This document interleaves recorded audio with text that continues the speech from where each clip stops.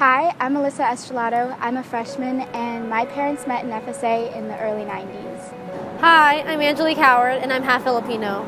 Hey guys, my name is Gio. I was born in the Philippines, but I'm a Filipino American. I'm Braden Santos, and I'm half Filipino. Hello, my name is Larissa Harige, and I'm a first-generation Filipino American.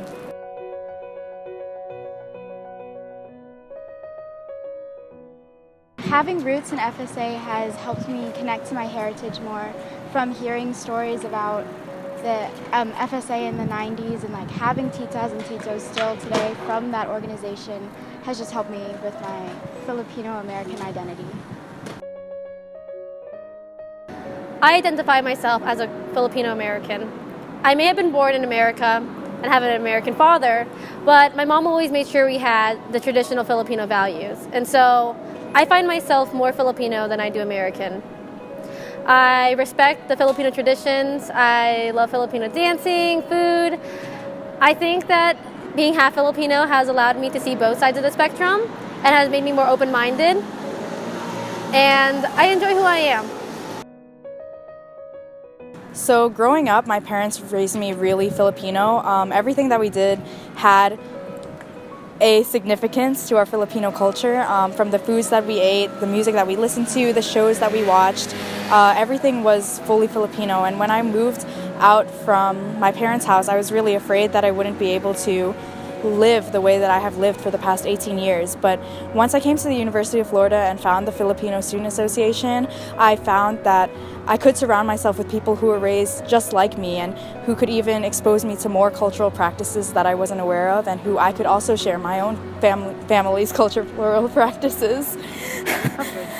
You can cry, you can just...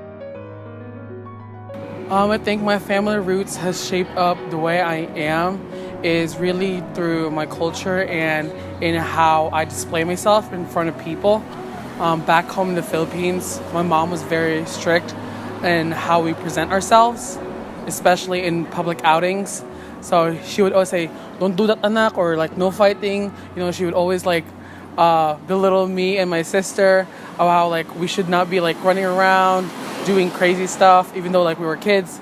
And also being a Filipino and like being immersed in Filipino culture, what is very rare for people in our age, especially for Filipino Americans, is that not a lot of people know all about our language, specifically Tagalog or Bisaya, which is like, you know, the predominant languages in the Philippines. So for me, it's a really special thing that I was like born in the Philippines, because I was still able to retain, you know, a lot of Tagalog, a lot of Bisaya, and like to just conversate with people that also know the language. And it's also make fun of people since they don't know what you're talking about. Yeah, in front of that guy. Okay. Perfect. I think that being half Filipino, I grew up very differently. I didn't have like all of the same experiences as like a lot of my other friends in the Filipino Student Association. So I didn't really know much about my culture or anything about my culture until I came to UF, especially because my father, he is also only a second-generation immigrant.